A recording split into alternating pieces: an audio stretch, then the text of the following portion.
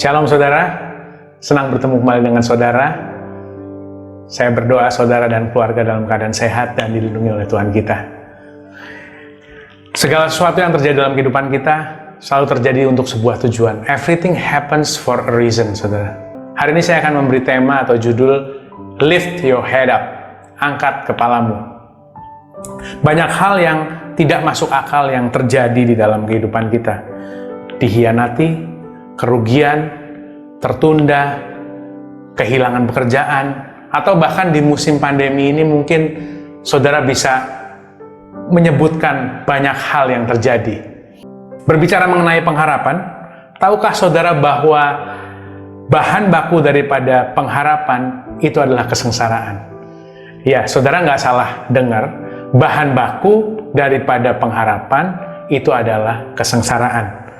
Dalam Roma 5 ayat 3-4. Dan bukan hanya itu saja, kita malah bermegah juga di dalam kesengsaraan kita. Karena kita tahu bahwa kesengsaraan, bahasa Inggrisnya pressure, distress, atau problems, itu akan menimbulkan ketekunan, dan ketekunan akan menimbulkan tahan uji.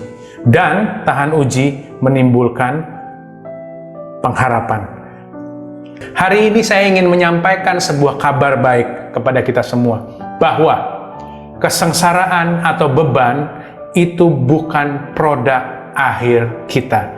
Kesengsaraan atau beban itu bukan produk akhir kita. Tadi kita lihat di dalam Roma 5 ayat 3, siapa yang bilang kepada saudara bahwa kesengsaraan adalah produk akhir saudara? Siapa yang bilang bahwa beban hidup saudara adalah produk akhir saudara? Alkitab saya nggak bilang bahwa kesengsaraan kita adalah produk akhir kita. Kesengsaraan itu atau beban itu adalah bahan baku yang terbaik untuk menjadi pengharapan di dalam Tuhan. Di bagian lain di dalam Alkitab, pengharapan itu seperti sauh yang kuat dan aman bagi jiwa kita. Dia akan membuat kita firm atau teguh, kuat. Teguh dan kuat untuk apa, saudara? Teguh dan kuat untuk melihat janji Tuhan, untuk berjalan menuju janji Tuhan di dalam kehidupan kita. Produk akhir kita bukan kesengsaraan. Kesengsaraan adalah bahan baku. Produk akhir kita adalah pengharapan di dalam Tuhan, saudara. Dan untuk kita sama-sama ketahui bahwa pencobaan-pencobaan yang saudara dan saya alami itu adalah pencobaan biasa. Dalam 1 Korintus 10 ayat 13, setiap cobaan yang saudara alami adalah cobaan yang lazim dialami manusia. Tetapi Allah setia pada janjinya. Ia tidak akan membiarkan saudara dicobai lebih daripada kesanggupanmu. Pada waktu saudara ditimpa oleh cobaan, Ia akan memberi jalan kepadamu untuk menjadi kuat supaya saudara dapat bertahan. You are designed for this. Pencipta saudara sudah mendesain saudara dengan cukup untuk menghadapi beban atau kesengsaraan apapun yang ada di depan saudara. Dan tidak ada yang lebih mengenal saudara daripada pencipta saudara. Dan yang lebih luar biasa lagi dari ayat yang barusan kita baca, God knows your limit. Pada saat yang tepat, Dia akan mengambil alih atau Dia akan memutus beban yang ada di hadapan saudara.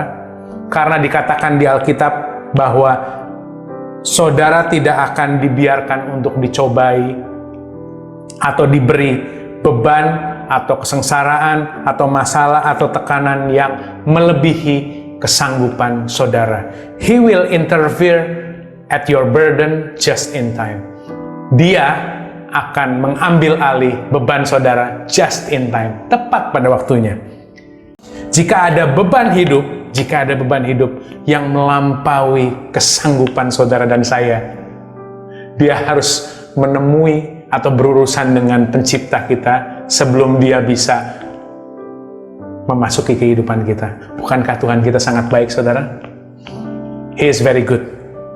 Jadi, kita semua sudah mengetahui bahwa kesengsaraan itu bukanlah produk akhir. Kesengsaraan adalah sebuah bahan baku yang baik untuk menjadi pengharapan di dalam Tuhan. Kesengsaraan atau beban yang kita alami adalah pencobaan yang biasa. Dan Tuhan kita akan memutus dan mengintervensi beban yang melampaui kesanggupan kita. You have the Christ in you. You do it with the Christ in you. Kerjakan bersama dengan Kristus yang ada dalam kehidupan saudara. Tuhan yang sama yang sudah melewati hal yang sudah saya bicarakan kepada saudara tadi, Dia hidup di dalam saudara. He lives in you. Di dalam perjalanan tur kehidupan kita ini, saudara, kita punya dua pilihan. Yang pertama, saudara bisa menjalankan kehidupan ini dengan kekuatan kita sendiri. Atau yang kedua, kita bisa berserah dan percaya penuh kepada Tuhan yang ada di dalam kehidupan kita. The Christ in us.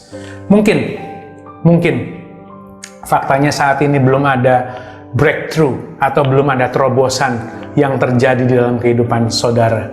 Itu tidak menghilangkan kenyataan bahwa Tuhan tinggal di dalam kehidupan saudara.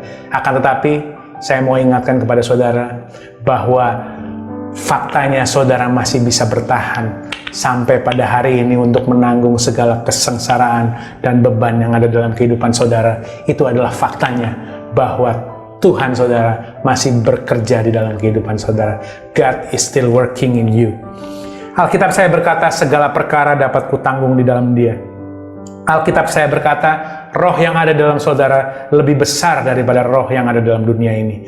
Kesengsaraan yang Anda lewati, beban yang Anda hadapi akan berhasil Anda proses menjadi sebuah pengharapan di dalam Tuhan. Dan pengharapan di dalam Tuhan tidak pernah mengecewakan. Saudara akan menemui jawaban, saudara akan menemui kemenangan, dan jikalau saudara masih harus berusaha untuk mendapatkan sesuatu, saudara akan menemui pertolongan demi pertolongan di dalam kehidupan saudara yang membuat saudara bisa bertahan melewati musim-musim di dalam kehidupan saudara. Beban Anda hari ini adalah sebuah kemungkinan untuk pengharapan di dalam Tuhan. Beban Anda hari ini adalah sebuah kemungkinan untuk kemenangan di hari esok. Tuhan Yesus memberkati.